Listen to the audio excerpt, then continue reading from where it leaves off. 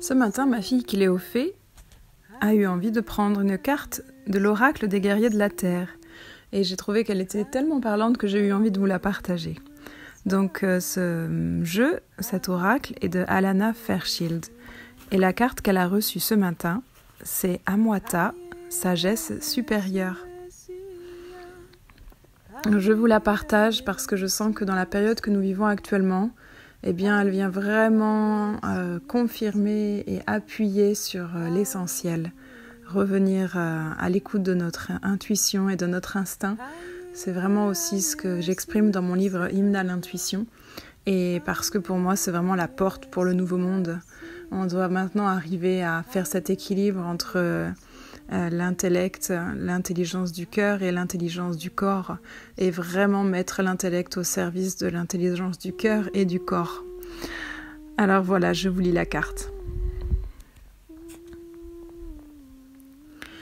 Recherchez la vérité au-delà même de la logique. Si quelque chose ne vous paraît pas juste, remettez-le en question. Cultivez-vous et informez-vous sur les sujets importants.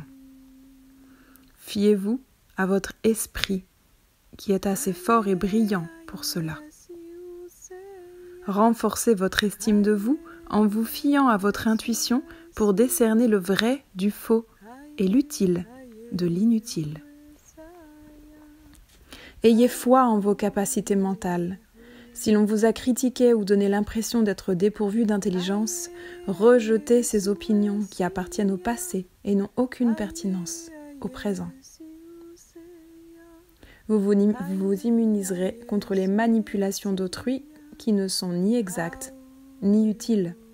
Fiez-vous au pouvoir de votre esprit pour recevoir et reconnaître les réponses dont vous avez besoin. Vous trouverez votre chemin.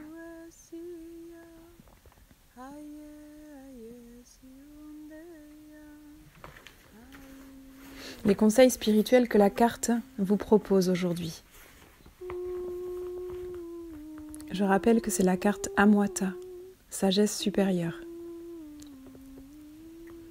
Elle nous dit: l'intuition et l'instinct sont respectivement l'intelligence du cœur et du corps. Ils sont essentiels pour vivre une vie sage et authentique au diapason de l'amour et de la vérité immanente de l'univers. L'intuition permet de savoir sans savoir comment on sait. En un éclair, elle donne une vision à la fois globale et détaillée des situations. L'instinct, quant à lui, décode les intentions et la valeur réelle des propositions. À quoi bon expliquer la reconnaissance instinctive ou intuitive des mensonges, tromperies et autres fourvoiements? Ces deux formes d'intelligence relèvent du savoir féminin sacré.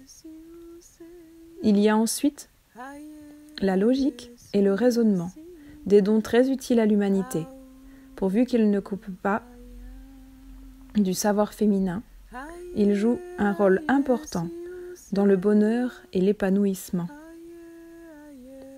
Savoir distinguer le vrai du faux à une époque de grande confusion est une compétence importante. C'est en usant à la fois d'intuition et de logique qu'on y arrive. Ainsi, une opinion largement répandue peut ne pas être vraie en ce qui vous concerne.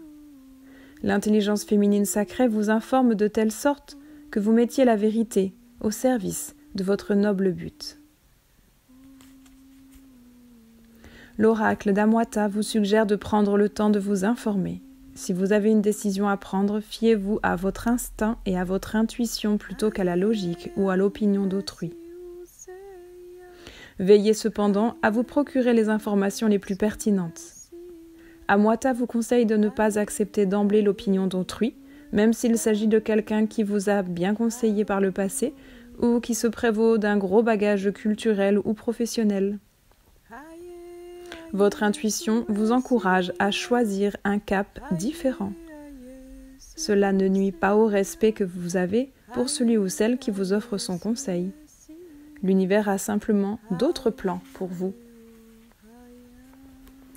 Si l'on a rabaissé votre intelligence ou au contraire glorifié votre intellect au détriment de votre intuition, l'oracle d'Amwata vous apporte la guérison.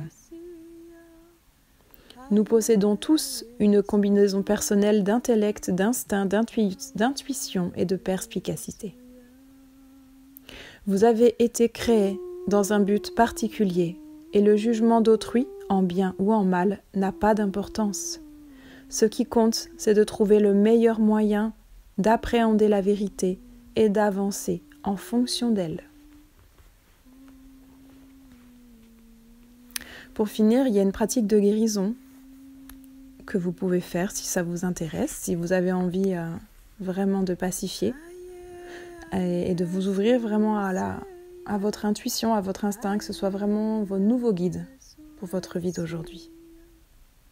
Alors, vous êtes invité à vous asseoir dans une pièce tranquille et à réciter cette prière à voix haute. Je vous la lis. J'en appelle à l'amour inconditionnel et à la vérité absolue de l'Esprit divin pour me vider des opinions arrêtées, des demi-vérités et des tromperies. Puissais-je avoir la patience d'attendre que se manifeste la vérité la plus pure et la plus haute. Puissais-je donner et recevoir la paix et l'illumination et communiquer avec exactitude. Puisse la lumière divine briller sur tous les êtres vivants afin qu'ils trouvent leur chemin. Par la volonté de mon libre arbitre, ainsi soit-il.